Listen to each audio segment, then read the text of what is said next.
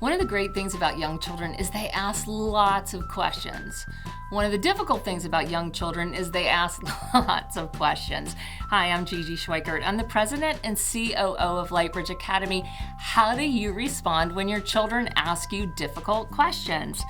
What do you say when your child says, "Where do babies come from?" What do you do when your child makes a comment about someone who might be very large in size where you're in a grocery store? How do you address those? So the best thing that you can do to address a child is, one, let them know if it's okay to have that conversation here or later. And that might look like this. "I know you want to know where babies come from. We'll talk about it when we get in the car."